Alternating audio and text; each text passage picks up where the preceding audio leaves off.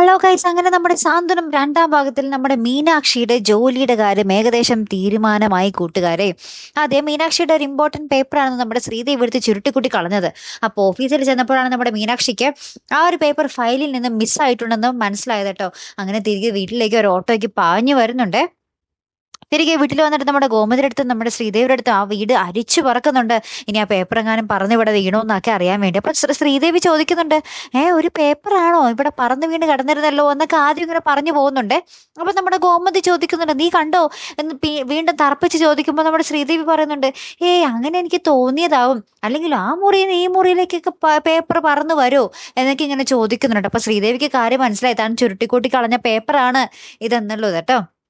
അപ്പൊ നമ്മുടെ മീനാക്ഷി ആകപ്പാടെ ടെൻഷനിലാട്ടോ. അത് ആ പേപ്പർ കിട്ടിയില്ലെങ്കിൽ തന്റെ ജോലി പോയി എന്ന് തന്നെ ഇങ്ങനെ പറഞ്ഞുകൊണ്ട് നമ്മുടെ മീനാക്ഷി ആകപ്പാടെ ബഹളം വെച്ചുകൊണ്ടിരിക്കുക. എന്നിട്ട് ഇവരങ്ങാണ്ട് മാറിയ ശേഷം നമ്മുടെ ശ്രീദേവി നമ്മുടെ ബാലനെ വിളിച്ചിട്ട് മുറിയിൽ പോകുന്നുണ്ട്. ബാലച്ച, ഓടി വന്ന ഒരു പ്രശ്നമുണ്ട് എന്ന് പറയാൻ വേണ്ടി വിളിച്ചുകൊണ്ട് പോകുന്ന ഒരു നിമിഷങ്ങൾ തന്നെയാട്ടോ കൂട്ടുകാരെ നമുക്ക് ഇന്നത്തെ ആ ഒരു പ്രൊമോയിൽ കാണുവാൻ സാധിക്കുന്നു. ഇന്ന് നമ്മുടെ ബാലനോട് പറയും നമ്മുടെ ശ്രീദേവി അല്ലേ, ആ ചുരുട്ടിക്കൂട്ടി കളഞ്ഞ പേപ്പറാണെന്നോ നമ്മുടെ മീനാക്ഷി അന്വേഷിക്കുന്നതെന്ന്.